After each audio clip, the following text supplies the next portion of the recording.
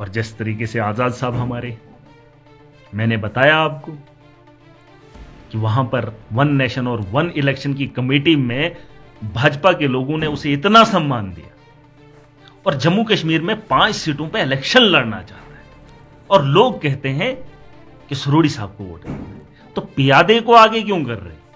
मैंने आजाद साहब को कहा कि आप लड़ो ना, आप तो अच्छे कैंडिडेट हैं, तो लड़ो, या तो भाजपा के अंदर अगर सीधे चले जाते तो हम लोगों को फायदा होता। अगर आपको लगता है कि भाजपा को रोकना है, और खास करके डॉक्टर जितेंद्र जिसने 10 साल में आवाम की बात नहीं की, मैं बार बार उसका जुमला दोहराता हूं, एक लड़के ने उससे सवाल किया था कि मैंने आपको वोट दिया था, आपने हमारे लिए क्या किया? तो उसने कहा था जवाब में कि आप अपने बाप से पूछ लीजिए कि वोट क्यों दिया था, और जब आइंदा वोट देने की बात आएगी तो दोबारा से बाप को पूछना। एक नौजवान अपने वोट की कीमत मांगता है, उससे रोजगार की गुहार लगाता है, और वो धर्म के मामलात में उन्हें जकड़े रखता है। 10 साल का डॉक्टर जितेंद्र का एक वीडियो क्लिप दिखा दो मुझे जिसमें उसने आवाम की बात रखी हो, मैं उनके मुखालिफ खड़ा नहीं हो जाऊं। या 10 साल जब तक डॉक्टर जितेंद्र था तो अपोजिशन के कौन से लीडर हैं जिन्होंने उससे सवाल किए? और हिंदू तबके के लोग बोलेंगे डॉक्टर जितेंद्र को वोट देंगे। अरे 420 सीटें हैं, जाने दो। क्या बीजेपी के होते हुए सब हिंदुओं के काम हुए? डॉक्टर जितेंद्र के होते हुए क्या किसी हिंदू गरीब पे कोई जुल्म नहीं हुआ? हुआ। इनके होते हुए ज्यादातर तबका हिंदुओं का है जिसे इन्होंने मजबूर किया। आजाद साहब क्या नेता हैं? पूछना चाहता हूं, एक अनपढ़ और जाहिल को टिकट देकर पार्लियामेंट का नुमाइंदा बना रहा है, क्या इस दौर के अंदर यह जायज है?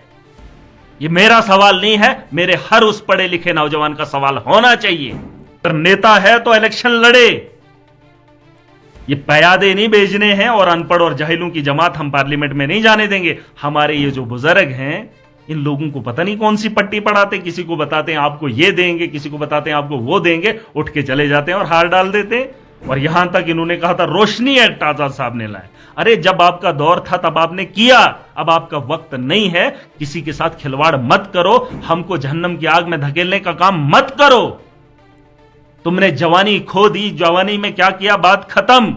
उम्र आपने निकाल दी 60 साल के बाद, मैं भी सियासत में नहीं रहूंगा। लेकिन आपको इतना नशा है, अनपढ़ और जाहिलों को उठाकर हमारे लोगों पे लाद दोगे, हमारी नस्लों को तबाह और बर्बाद करने में आप कोई कसर नहीं छोड़ोगे।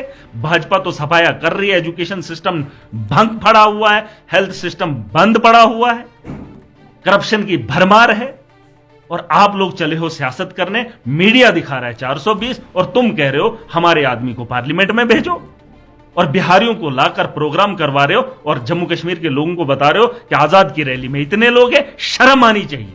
कौन कहता है आजाद लीडर है जो एक अनपढ़ और जाहिल को टिकट देकर पार्लियामेंट में भेजना चाहता है? क्या मेरा मन करेगा मैं उसे वोट करूं?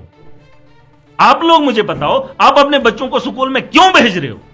जो भी आजाद के उस सोच के साथ खड़ा है वो अपने बच्चों को घर में बिठाने का काम करे। पहले अनपढ़ और जाहिलों को उठाकर पार्लियामेंट में भेजेंगे, और मेरे जैसे नौजवानों को कहेंगे कि ये भाजपा के लिए वोट काट रहे हैं, और ये कौन सी लड़ाई लड़ रहे हैं?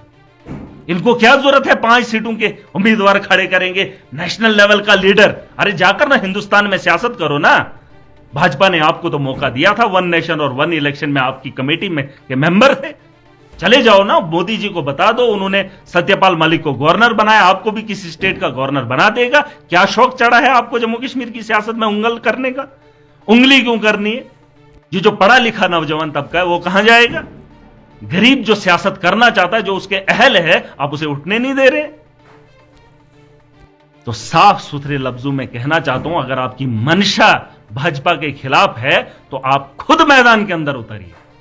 यह मत बताओ कि मैं बड़ा सियासतदान हूं। वो तो कांग्रेस के दौर में आपको बिना इलेक्शन के उन्होंने राज्यसभा का मेंबर बनाया, वो तो बिना इलेक्शन के आपको मंत्री बनाया। जिस दिन मेरे जैसे इंसान को भी ऐसे ही उठा के बिठा देंगे ना, तो दिखाएंगे काम कैसे किया जाता है।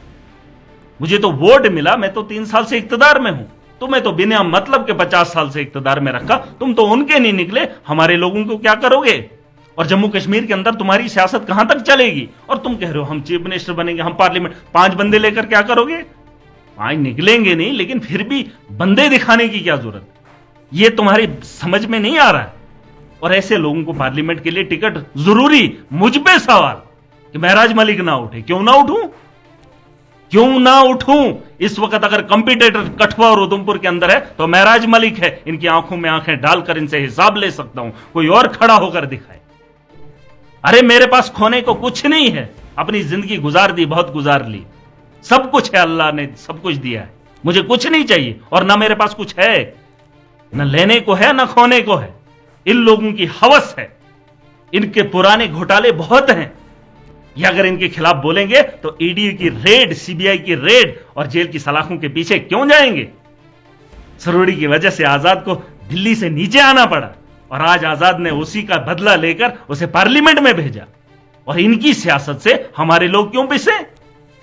मेरे इलाके के कुछ लोग आजाद साहब बनेगा, चीफ मिनिस्टर भी आजाद साहब बनेगा, पार्लियामेंटेरियन भी उसी का जीतेगा। कैसे जीतेगा?